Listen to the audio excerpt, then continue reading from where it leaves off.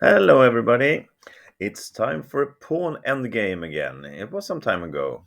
So, white is a pawn up here, but that doesn't mean it's an easy win. It's actually pretty hard. But there is a way we can win this, and the pawn direction is fairly obvious here, I think. Like this. Okay, so white to move here and win. Pause the video now and see if you can find the full variation on your own where white wins. Go ahead. And welcome back. Okay, so well, what can we do? We can move the king three different directions. We can move this pawn or we can move this pawn. Well, moving this pawn is losing right away. Black will simply take and he will run down, promote before us and win. Moving this pawn is a pointless sacrifice. It doesn't give us anything. We need to do that perhaps later, but not now. Okay, so we need to move the king. And of course, the obvious move is never right. King f2 is just a draw.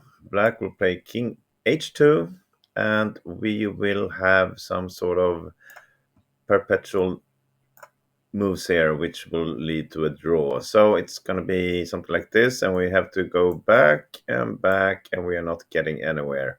And again, of course, trying to sacrifice this pawn will lead to a quick loss. So we need to lose a tempo somewhere. And we will do that with starting to move the king away from the action. And we have two moves to do that. One is right and one is just leading to a draw. So the correct starting move is king e1. It will become clear later why we cannot go to e2. We have to move the king to e1. Now, of course, black cannot move his pawn. We will simply take it and win quick. So he has to move the king. If he goes up to h2, then we got the tempo loss we need. Then we play king f2, and black will simply be in a zugzwang. We can push g4, and from here it's an easy win. But of course, black doesn't play king h2. He moves the king to the g file.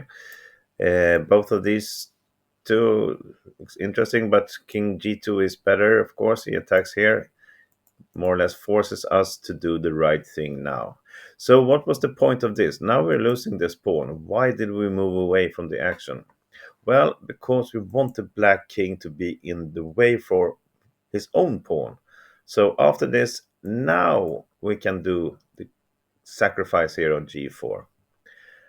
Black is forced to take, I would say, if he tries to do something with his king to attack everything here. It's just too slow. We will take here. We can do many different moves, but you see this is winning for us. We play f6, force to take, and it cannot catch our pawn, and we will win. So black take here, and now how can we win from this position? Can you see it? We cannot sacrifice this pawn just yet because of this. He will take, but then he can move the king, and we will get a queen at the same time, and of course black will get a queen with a tempo, and we are pawn down. This is not winning. We will probably save a draw, but that's not good enough for us, obviously. So instead we need to play f5. Now we have the option to sacrifice any of these pawns and let the other one promote. So now if the black king moves in any direction, outside from the g file to make way for his pawn, maybe something like this, then it's pretty easy. It's winning. Everything is winning now, but easiest one is just to see this, and we round down, promote with a check, and we will be winning pretty easy. Same goes if black now moves to h2 to make way from his pawn. Well, then we sacrifice this pawn on f6. And again, we run down, we get a promotion with a check and a tempo, and this is winning for white. So black will play g3 first. He needs to move this pawn anyway, so why not start with it? It's the best defense. For us now we have to make a decision. Which pawn to sacrifice and why? Well, here it comes. We need to go with the f6 pawn. And why is that?